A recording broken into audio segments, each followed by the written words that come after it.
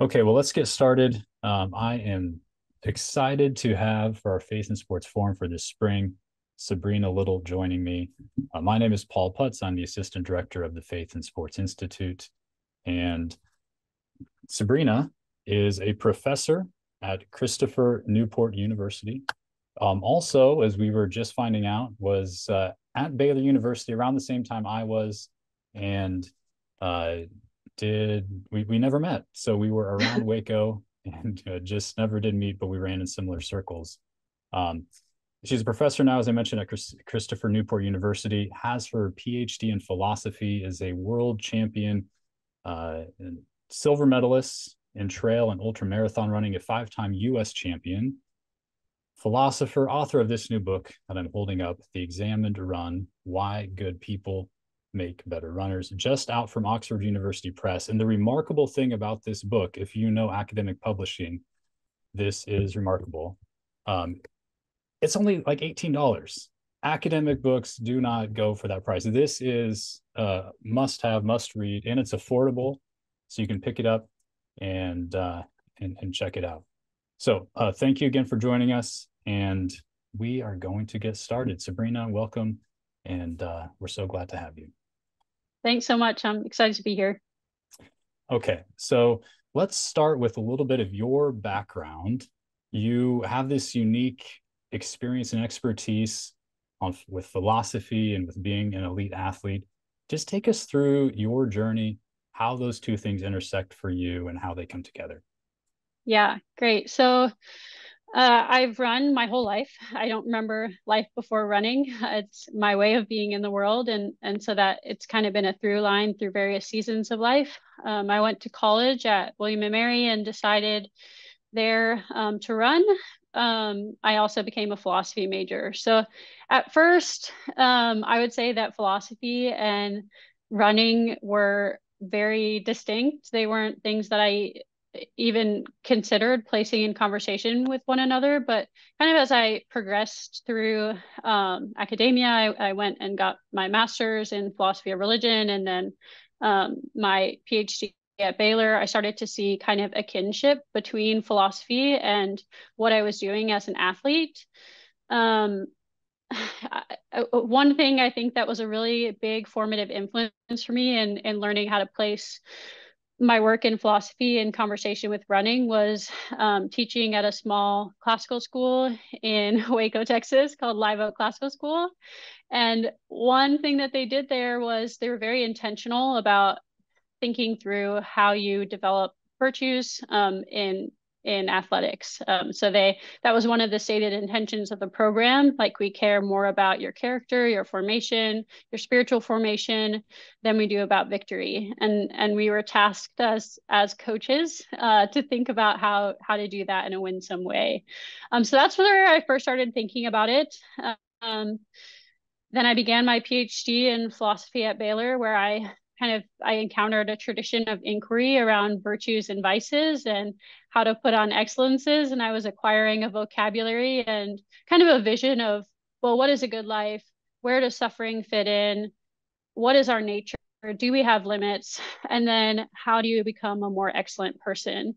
And so it was really the merging of those two worlds. And I mean, there was initial resistance. As an athlete, I liked keeping my two spheres separate, but I just kept realizing that developing a kind of, I was acquiring a vision through athletics that was helping me philosophically, and in philosophy, I was acquiring a vocabulary that was helping me understand myself as an athlete. And an example of this is that I, when I was training, for ultra marathons, I thought that I had a physical weakness because I would get into the middle of long runs and then I would just want to stop. I would want to go home. And I thought, well, there must be something. I must have to train harder because if I'm not able to complete these long runs, something must physically be awry. But then I learned about this vice called acedia. Acedia is the vice of sloth, but it's not just the kind of laziness manifestation that we often think of when we think of sloth.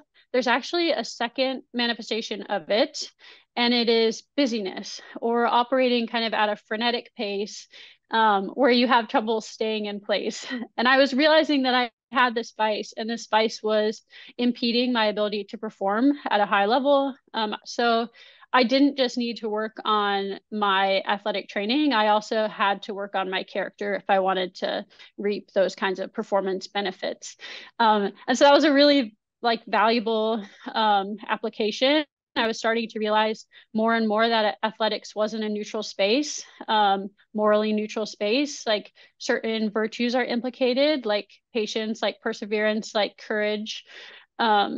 Certain vices are implicated, sometimes envy, sometimes pride.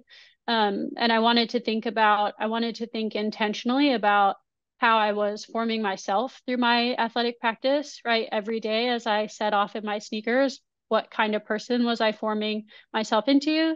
But then also think critically about the athletes that I was coaching at Live Oak and making sure that I wasn't, that I was showing them well-ordered loves, that I was helping them to become more rooted in their purposes, helping them to be more joyful and to build friendships and not undo it with envy and things like that.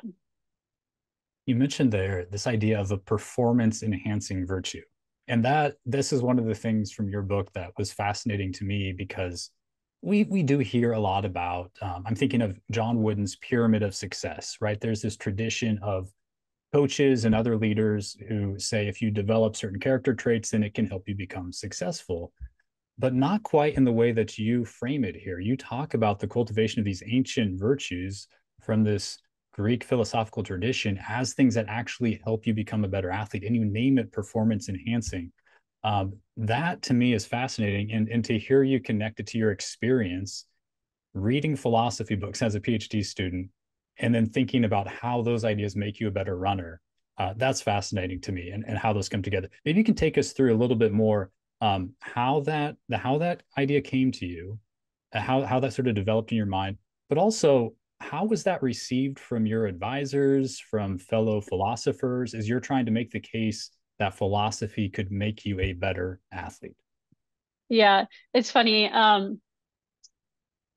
Right. So as athletes, I think we're always looking for that one thing that's going to make the big difference, right? And we all think it's going to be the carbon plated shoes or like the special fabric that's going to cut the wind better, or it's going to be some sort of supplement that we add, when really what's going to make the big difference is probably going to be your character, right? Like at least as much difference as your fabrics, right? If you have joy or if you have the ability to persevere, like that is kind of the essence of you as an athlete, right? When you set off into the mountains or down the road, like the character that you bring is going to inform how you show up in those spaces. And so if there's a set of virtues that we could cultivate that could make us better performers, then why are we not talking about that? And I do remember actually, so 2022, after the New York City Marathon, World Athletics tweeted something like the women's winner had Sharon Lokedi. She had won because of her patience, and the man had won because of his courage or something like that. And I was so excited because it was like, yes, right? Like it's not just their character. There are other things. There's their natural ability. There are these gear things. There's how they train and how they peak and all those physical things. However, all other things equal, if you're a patient person or if you can persevere better or you have well-ordered courage that isn't either rash or cowardly, you are going to be positioned to outperform. So how is that idea received? Yeah, it's an interesting question. I have not received like specific pushback in that direction. I just think when you talk about virtues, you also need to talk about vices too. So then that needs to be part of the conversation. I think there are also vices that can support your performance, right? And I look at some in the book. So envy, for example, if you're envious, does that make you need to beat someone? If you're proud, well, pride's greatest secret is that it's always under threat. Like you have to perform at that high level too. So I think you need to talk about both of those things in order to have like a balanced nuanced conversation about sport and how you show up on a regular basis. But yeah, I don't know why we're not talking about it, because we are talking about a lot of things like mental health and performance psychology, and we're just not using any kind of normative moral language when we have those conversations. So it feels incomplete to me. We've got some questions coming in the Q&A box and others, which is great. Send those in now if you have them, and we'll be getting to your questions real soon, because that's what we want this to be about, is your questions for Sabrina. One thing I do want to do before we get into those questions is pause just a second here. And for those of us who are watching, listening, we're not experts in this philosophical classical tradition of virtue and vice. Maybe you can give us a little primer. And by the way, if you pick up this book, the first chapter is going to give you just a great introduction to what do we mean by virtue. But for those of us who are on this call, how would you explain that when you talk about cultivating virtue and you're talking about well-ordered loves and you're talking about these dispositions that we need to have? How do you explain that to someone who's new to this form of inquiry? Yeah. I think the way that I introduce virtues is to say, can you describe for me your best friend? Because usually the words that they use are going to be virtues, right? These are things that are goods that we perceive in another person. So they are excellences. And excellences are suited to the kind of thing that something is, right? So if I had a knife in front of me, well, what is a knife for? A knife is for cutting. So what are the kinds of traits that would help it cut well? Things like sharpness, things like sturdiness, right? And so what about a cat? Well, what makes a good cat? Maybe things like they're loyal or fluffy or things like that. And then so you ask, what about a person? What makes something a good instance of their kind as a person? And from those sorts of, from that question, you derive traits like honesty, integrity, courage, patience, right? These kinds of traits that we kind of take for granted that they support a good human life. Now, I could gloss over that question, but that is the major question, right? Like, what is a good human life? What are people for? You kind of have to have some vision of what a good human life is in order to figure out what those traits are. And I do raise those questions in the final part of the book, but yeah, that's the general gist of it. You have a section that I actually had typed in here because it was a quote from the book I think articulates really well precisely what you just mentioned, which is this idea of a vision of the good life informing the types of virtues we might cultivate. Here's how you put it. Here's a little bit of a preview of the writing that you'll get to read in this book. You write, a good life and a good run is more than bad action we do not perform.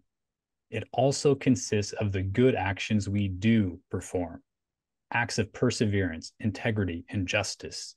And focusing on questions like virtues, exemplarism, and happiness, this book attempts to restore to sport a vision of the good life and how running fits in. So I think that encapsulated for me really well, um, especially being an academic. A lot of times when academics write about sports, it's what's critical, what's wrong, and you don't shy away from that. You write about the vices too. But what I appreciated is that you cast a vision for what might it look like to do sports well, and then to do life well in the process. So again, really think you lay that out helpfully in the book. And if you're confused or you're like, I don't know about this virtue thing, I haven't read Aristotle before, this seems intimidating, I can assure you you'll find this accessible if you check it out. Okay, let's get to some questions here because we have some folks answering them or asking them in the chat box. To one of the questions, this will be recorded. So if you pass this along to runners or other athletes who are interested, please do. Our first question, we're going to turn to Elizabeth Bounds, who is in this line of inquiry, right with you, thinking about sports and virtue and character formation. Here's her question. She asks, in your view, what are the ways that sports and sports culture can cultivate vices of excess in athletes. And she gives the example of recklessness or too much courage. And then along with that question, what are the practices or systems necessary to counterbalance that vice? Yeah, there are many ways in which athletics can cultivate vices, and so you have to be attentive to that. I think, like within the context of the sport, there are certain sports where kind of emotional impulsivity can be productive, right? Like explosive sports, for example. And if that gives you practice in, I mean, in a lot of spaces, having that kind of impulsivity, like responding immediately, responding kind of in anger, like you should ask the question of, is this something that might carry over into my life? Like, am I practicing anger? Like, I think that's a really important question. Uh,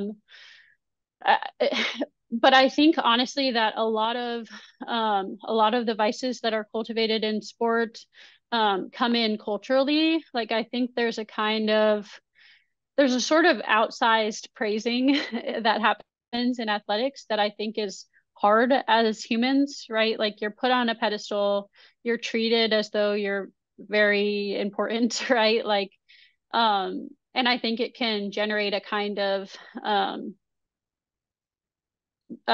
preoccupation with praise, things like that. And the relevant vice there is kind of vainglory, right? Where you have this kind of outsized desire for attention. I think that's really easy to do in our culture, probably not just in sports, right? With everything on social media, but I do think that is one of the big vices that we see in athletics.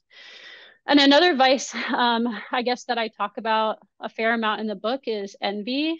And the reason is this: when someone says, "Are you competitive?" what are they generally asking? They're usually asking, "Are you undone by competition, by loss? Like, do you have to win? Are you at odds with your competitors?" Like, those are the kinds of things that we think of when we think about competing. Um, and strictly speaking, that's not what competition is, right? So to compete is just to strive together, right? But I think that it's telling that our cultural imagination of competition involves a, a vice. Strictly speaking, if you're undone by loss, that's actually envy. And that's not a good way of being in the world. So you can strive excellently, you can compete well, and also not have that vice. That section in your book where you talk about competition and envy, I've actually referred students to that just in the past 2 weeks, because one of the questions that often comes up for me and for some of our students is, how do Christians approach competition? Because for some Christians, when you start to think deeply about the biblical commands, Jesus saying, turn the other cheek, saying, you should seek to be least, that seems to counter this notion of competing to try to outdo someone or to beat them in some sort of performance. And I found your section helpful in thinking through good forms of competition versus maybe more negative forms of competition, and particularly how you write about the way envy is infused with how we often perceive competition. But I'd be interested from your perspective, and here we're bringing in some of the faith elements. Your book isn't about faith specifically. It's about virtue formation that anyone could pick up and they could enjoy. But I know faith is a part of your life. So if you were to talk to a Christian who's struggling with this idea, is competition okay for Christians? How might you begin to talk through that? Yeah, I think I would point them to scriptures where we see it, right? Like outdo one another in good deeds. We see like any kind of language around ironing, sharpen iron, any like I think like the structure of competition where you're sort of like outdoing or exceeding one another or calling them to a higher standard, that's perfectly compatible with the kinds of friendships that we see in the Bible. It's compatible with the kind of like discipleship and like the church, people committing to a common task, right? So if you have that kind of shared conception of what you're doing there, if you have this kind of yeah, like a productive, you're facing in the same direction. I mean, that's how like C.S. Lewis describes like the virtue friend, the highest form of friendship. So I think it's perfectly compatible. I think it's something though that you have to be attentive to. It's really easy to fall into this kind of negative comparison with other people, or thinking that their their like benefit is to your loss. Kierkegaard actually, he calls that unhappy self-assertion, right? And what do you want instead? You want this kind of like happy self-surrender in the process. So yeah, there I don't see a tension if done well in that kind of like mutual striving in the same direction. I think that's kind of descriptive of like the walk of faith in general. It's like it's social, right, in the context of the church, and it's everyone kind of moving together. Mm. I think maybe like a way I've described it in the past is um, thinking of it in terms of outdoing instead of undoing, right? Like you don't Mm. have to undo your competition, having that sort of, yeah, outdoing, moving in one direction kind of idea. That's helpful. Oh, we have so many good questions here. These are excellent. Okay. It's like, where do you start with these? So let's just kind of go through them. And some of these are in the chat box, some are in the Q&A box.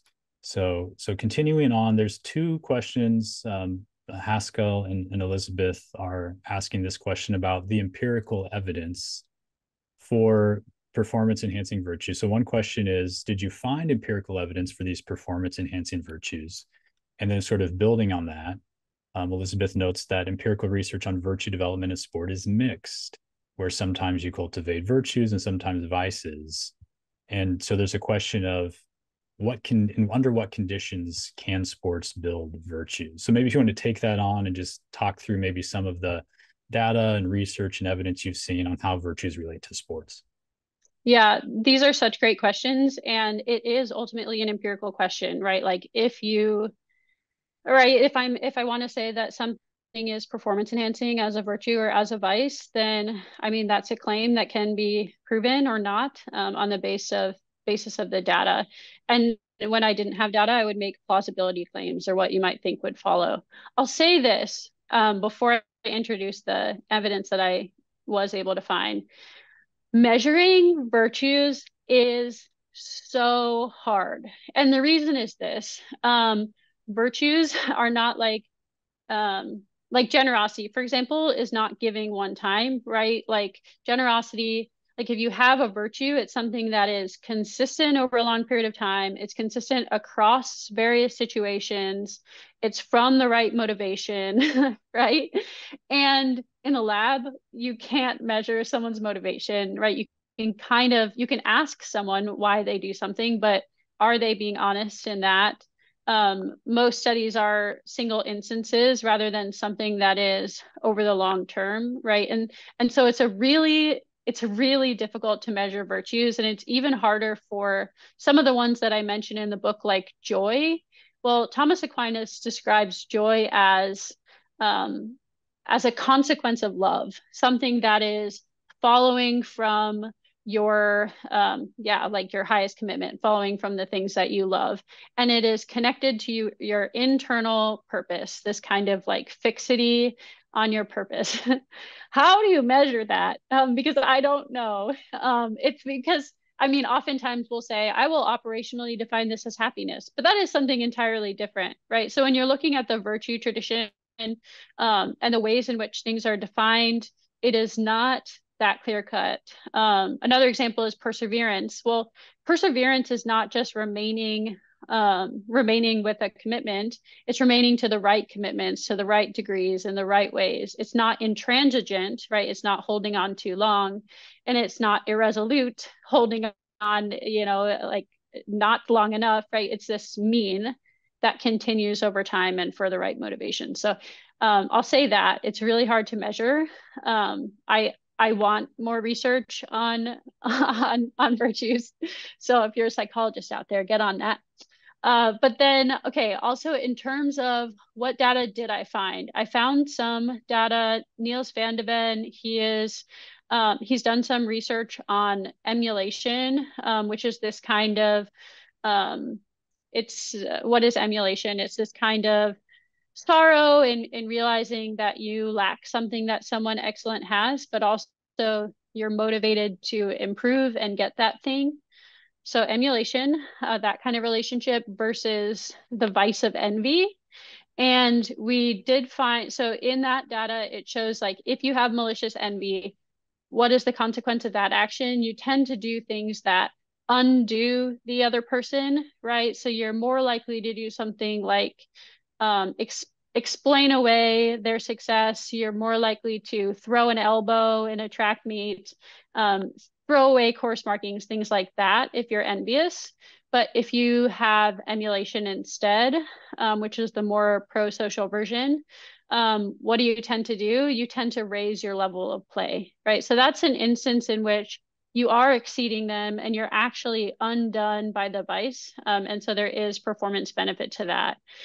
I mean, you can kind of look at some data about like solidarity and teams and how doing something as a collective exercise brings like a um, higher level of play out of you and assume there's something in there about charity or solidarity, that kind of like social virtue.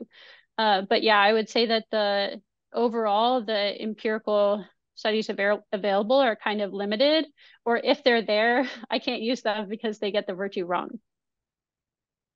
And shout out Elizabeth Bounds, who's asking several of these questions and who is actively researching this. And Oh, so nice. she is PhD in psychology, has already done some fascinating research on these very things. And as she mentioned in the chat box, very difficult to measure virtues, but not impossible. And so I think there'll be some. There already has been some stuff coming out here at Baylor with some of the work being done, and more to come with sports and virtue formation.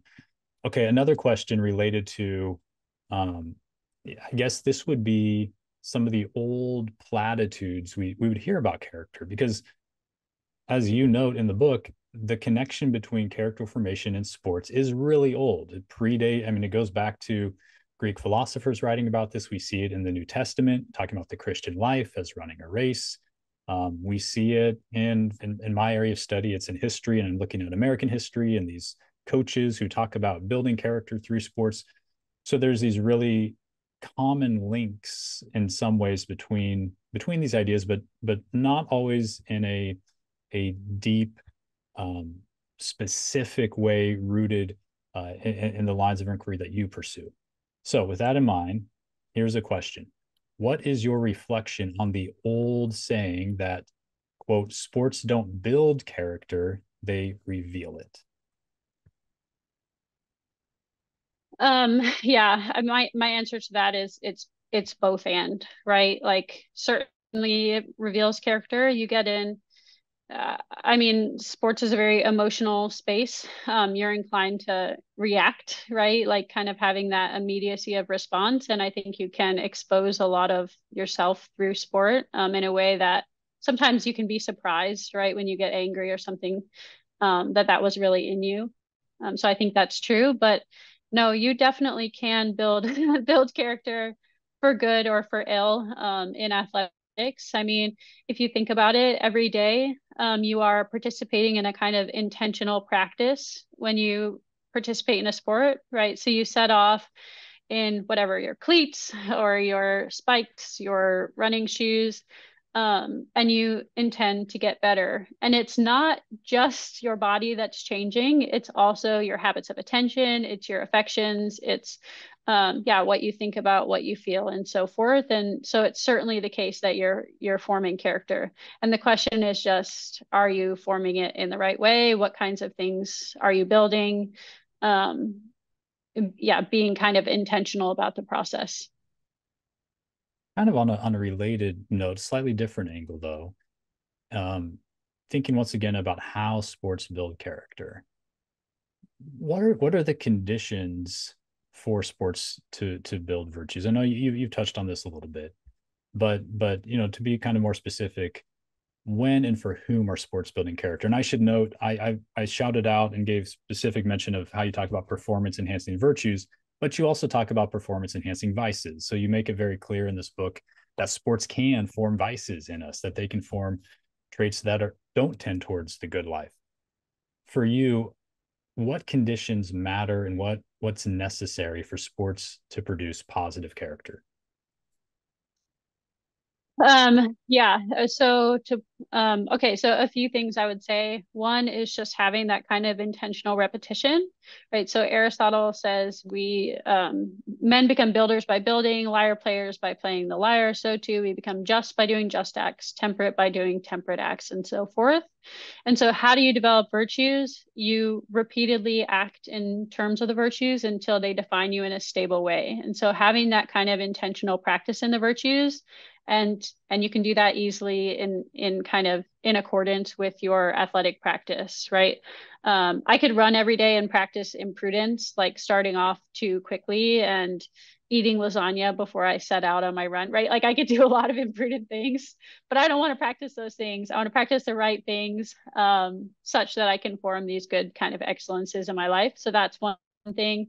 Another thing is having exemplars, right? Having role models, people who you look on and appreciably perceive for the excellences that they have, right?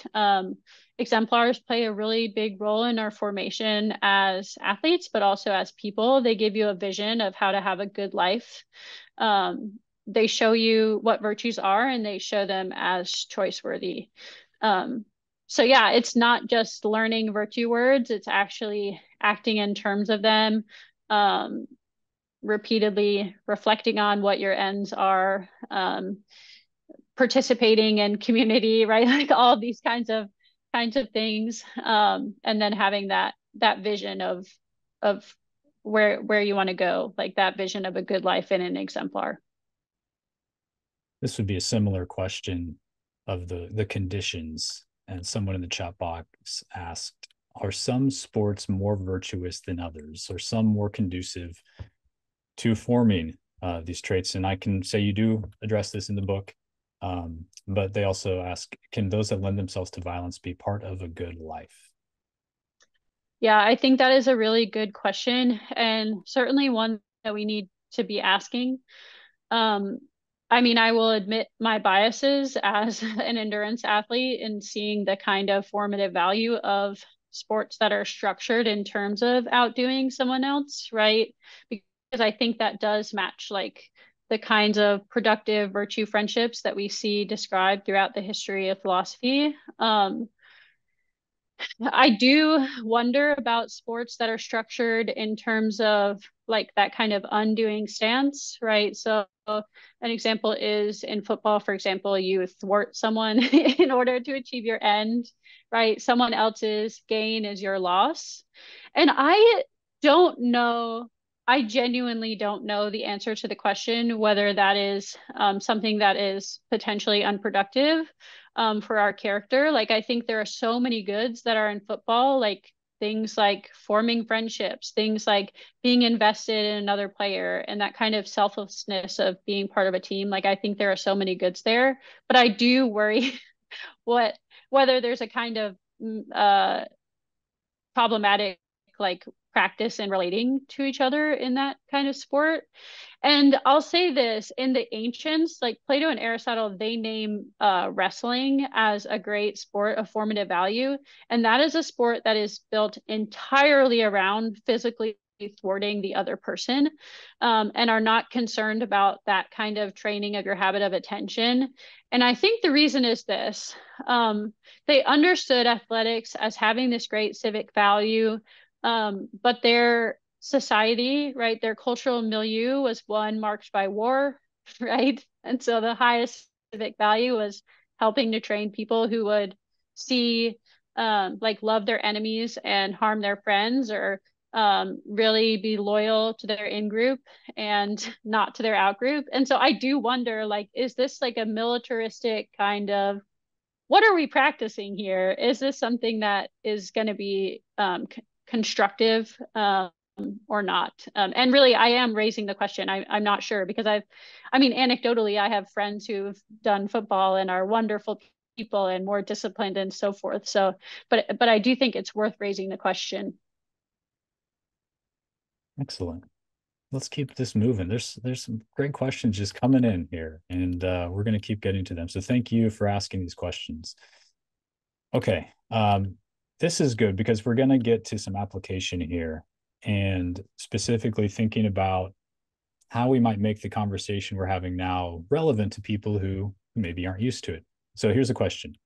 This person says that I love and am fascinated with what you were talking about. Thank you. That's great. As a sports ministry practitioner, the athletes and coaches I hang out with don't usually think about such things. Have you had conversations with athletes and coaches about this? And if so, what is your starting point? What is the starting point? That's a good question. I mean, yeah, that's interesting. Sometimes it's generated by talking about examples of bad things in the sport and then asking why those bad things are in the sport, right? So, a while ago with the Lance Armstrong case, right? It invited a lot of uneasy questions about the highest levels of the sport, right? Systematic problems and vices that we were aware of. And I think it, I think having an awareness of those kinds of things can invite challenges to the very happy narrative that we like to tell about how, um, like we like to think of athletics kind of as an unqualified good in our character. Like if you ask parents, why'd you sign little Johnny up for Little League? They'll probably say something about, oh, he's going to form his character, he's going to become more disciplined. And those things will probably happen. But also, if we look at the highest levels of the sport, we see a lot of qualities that you wouldn't want in a neighbor or a friend. So I would say take advantage of those kinds of opportunities um, to just invite the question. I would add, once again, turning to a section in your book, I was really compelled by what you talked about with exemplars and naming what you admire in athletes that you want to be like. And then you encourage readers to be specific about what those things are exactly. So it's not just, well, they won the race. It's what are the character traits that you admire about those athletes? And then what would it look like to move from just admiring to imitating what those athletes or coaches bring to the table? So I'll tell the person who asked that question. It's a great question, and once again, I think you'll find some really helpful stuff in the book as you go through it and see the way that this is written. It really is written for athletes and coaches in mind who don't have the training, but can still find something from the ideas that you put forward. Similar question, and this is more of the Christian context. So, what is the influence of faith and religion on the formation of virtues and the limitations of vices? So, thinking as Christians, thinking about, in this case, the power of the Holy Spirit, how might you bring that into the conversation for Christians who are thinking about this topic? Yeah, that is such a good question, and it's such a big question. There are so many things that I could say, but I'll start by saying that a lot of the information, a lot of the scholarship on virtues and vices actually comes from the desert tradition and the medievals were Christians, and it was like monks living in the desert trying to figure out how to seek holiness, right? And how did they do it? Oftentimes through these physical disciplines, right? It was a way of kind of overcoming some of their personal deficits such that they had like that kind of like growth in their relationship with God. So I think they saw the physical disciplines as part of their spiritual formation. And yes, so the work of the Holy Spirit, I think, like how do you understand that? I mean, everything that is good that you do is gifted, right? And also there's this sense in which we're asked to participate in our sanctification. And so that's something that through athletics you can take seriously. I'll also say that I've been thinking recently a fair amount about how practices like running or biking, getting outside can be very liturgical in a certain way. Like they give you a kind of mental space where you have more opportunities to pray and opportunities to repent and reflect and so forth. And I think that like personally, that's been invaluable kind of in my spiritual formation, like having that kind of space in a world that is increasingly loud. So those are some of the things I'd say, but it's really like honestly, in writing about some of the vices, especially in this, or sorry, the virtues, especially in the second half of the book, I would gesture toward the fact that they're actually grounded in a Christian life, without saying that for the sake of winsome pluralism and whoever else wants to benefit from these things who doesn't share those commitments. But for example, I talk about contentment, right? It's this kind of appreciation for the given, this kind of like you still desire to improve, right? You're not self-satisfied. However, you are coming from a place of completeness, like you are full, and the reason that you're full is because of Christ's finished work, right? So to me, there are certain ways in which like those virtues are rooted in something solid, and so I see these kinds of practices and forming virtues as standing on something, and that is like the Christian commitments, that is like the finished work. Mhm. This is great leading into the next question, which gets into identity. And you just referenced sort of in a Christian perspective, an identity rooted in something received from Christ, and then that allowing people to grow in sanctification as part of this process of virtue development. The question is, though, for athletes, if we think about the personality traits of athletes, they tend to be achievers. They tend to be those who strive to do good, to prove themselves. The question is, how do we make sure virtue doesn't become another achievement domain for athletes? And I think we could carry that over to Christian athletes too. How might are there ways that we can guard against um, the performance of virtue uh, getting us away from the cultivation of the virtue itself, right? And the tendency of athletes to simply want to be the best, do the best, even if it means being the best virtuous person.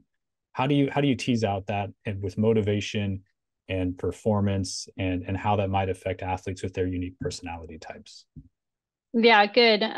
Yeah, so what do we do with the problem of Pharisees, right? Like the kind of people who perform virtues but are not actually having that kind of interior transformation. I think, yeah, it's a really difficult problem. I think if you're an achiever type, athletics aside, you'll probably ask yourself that question, or should ask yourself that question. I think so. Part of the way that I would answer this question is to say that um, if you are acting well for the sake of performing, that is not virtue anyway, right? So it's kind of a self-defeating practice. Like, what are virtues? They're loving the right things and acting for good motivations. Like, motivations are central to what makes someone an excellent person. So I would say that that would be kind of like an undermining practice. So I would say that. Second, I think, yeah, I mean, I had this conversation one time with the high school athletes that I was coaching, and it went like this. While I was coaching at the school, I was also getting my graduate degree. And so there was one afternoon a week that I was in class, and so I couldn't make it to practice. And I found out that on that day, they were skipping weightlifting and going and doing something else fun. And I had a conversation with them. I said, like, listen, I am not, you are not doing this for me. Like, if you want to have integrity, if you want to, be an excellent person, you need to do that for a different reason, because I am a flash in the pan in your life. I will be gone in no time. Like, I'm gonna finish my degree and move away. Like, you need to figure out how to be excellent, like for whatever sake is more solid than performing to someone else, right? I think performance in general is something that, like, having this kind of a veneer of a person and then not having it actually match your insides. I think that's a temptation, not just in athletics. I think that's a temptation throughout the social space at the moment, just because what are we doing on social media? We are putting on masks. We are doing some sort of performance self-presentation thing.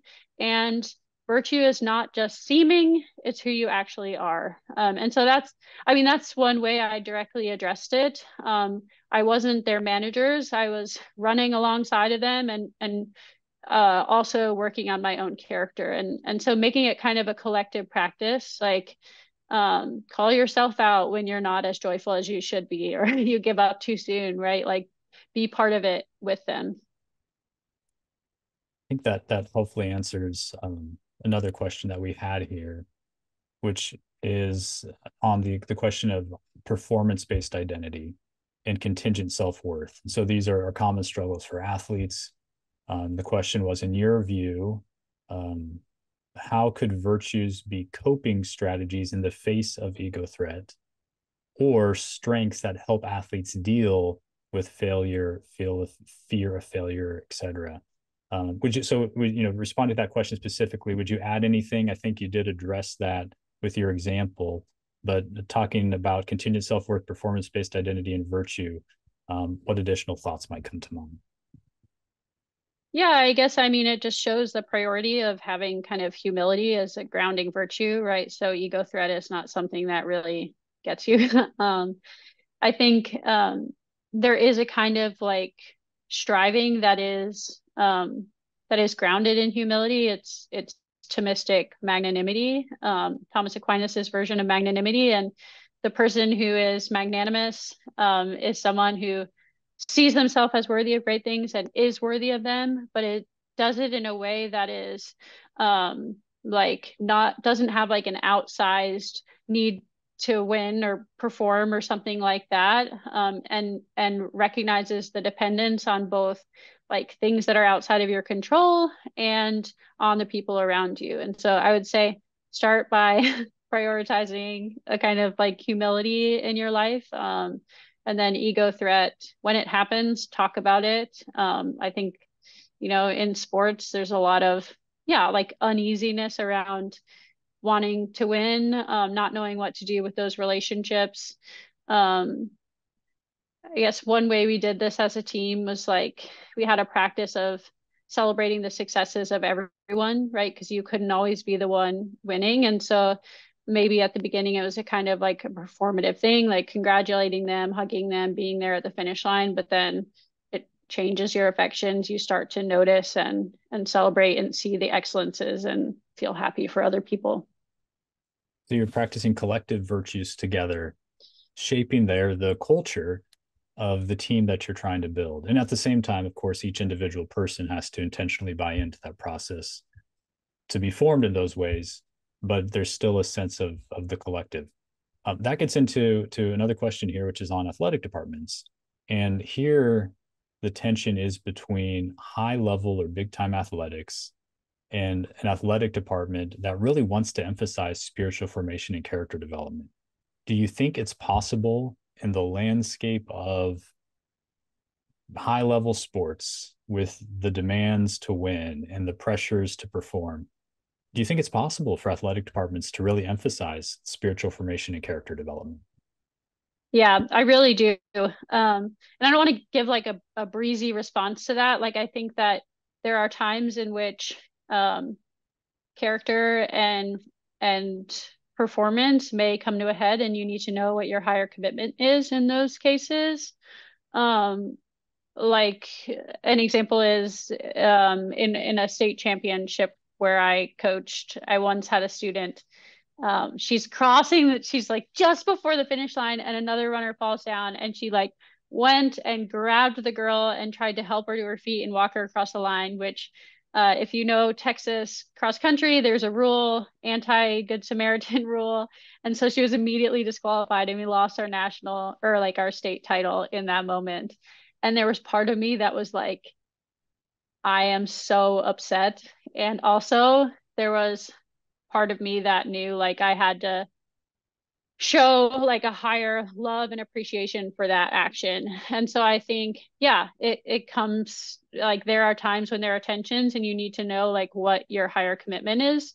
But I do think it is possible. And I think it's possible because I've seen it happen. I've seen it happen in individual athletes where you have someone who performs at an exceedingly high level and also has a good character or is God honoring.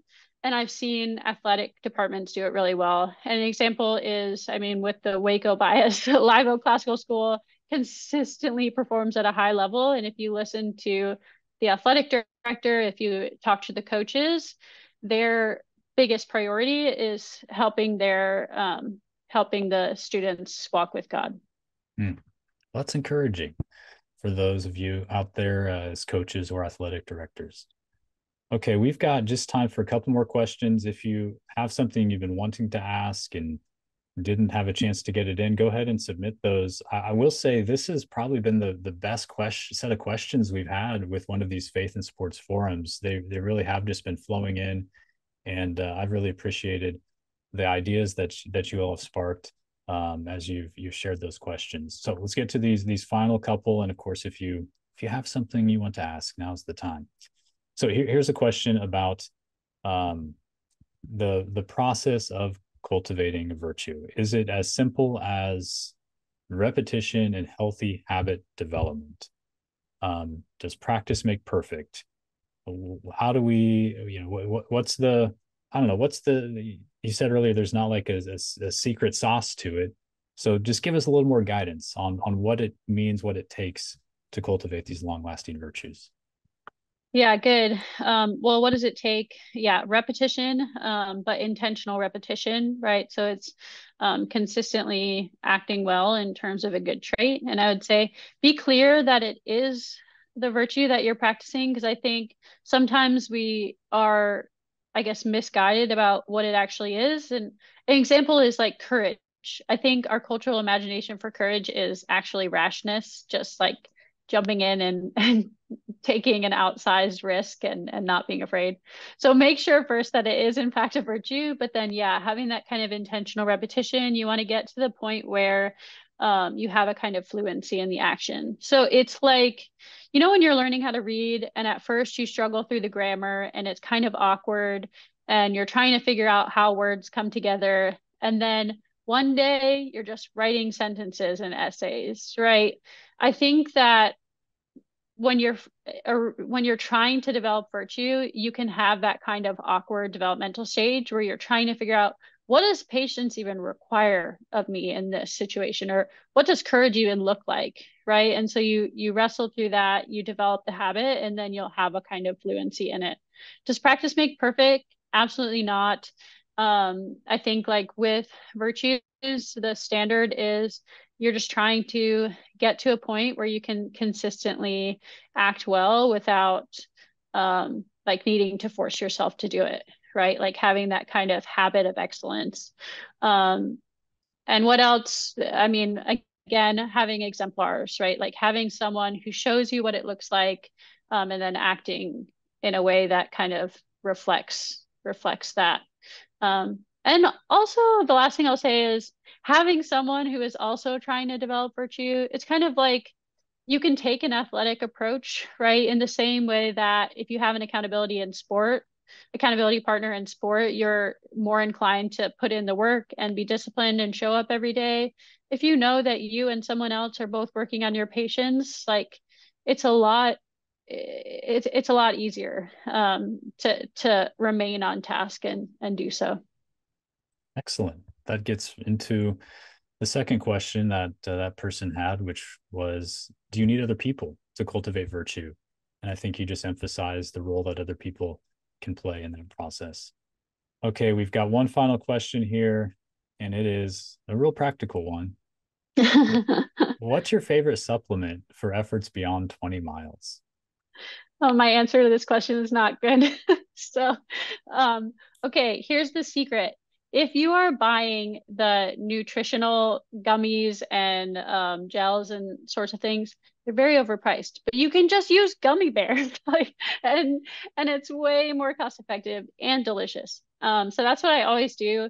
Through my training, if I go over 20 miles, I definitely just recommend whatever your favorite gummy candy is. You'll enjoy it a lot more and then save the high priced nutrition for your races. There you go. Got a little training tip if you're planning on embarking on a long run. I just put in the chat box too a link to check out Sabrina's book for yourself, The Examined Run: Why Good People Make Better Runners. this really is an excellent book, and practical, also connects with academics, and thoughtful, deep, but something that's accessible. And I think you can pick this up, give it to someone who isn't used to thinking about virtues, and they'll have a way to begin thinking about that topic and applying it to sports. So I'm excited to have other folks read this too, and I'm sure you are as well. Is the book official? Is today like the release date, or what's the kind of, was it last week that was the official release date? Yes, I think March 1st.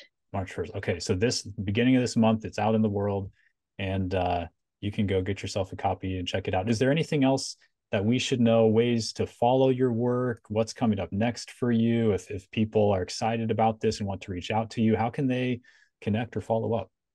Yeah, you can follow me anywhere on social media. I'm on X and Instagram and Strava, which is the running platform. So yeah, feel free to reach out, ask questions, and yeah, I'm just really grateful that you came and listened today. All right. Thanks so much, Shell. Really appreciate your time and for joining us, and for the excellent questions, especially. And thank you, Sabrina, once again for your time and for writing a great book. This has been the Faith and Sports Forum from the Faith and Sports Institute. You can check us out at baylor.edu/Truett/FSI. And we will be posting this recording up on YouTube, so you can share it with your friends as well if you enjoyed it. Thanks again, y'all. Have a great evening, and stay in touch if you have questions or follow up.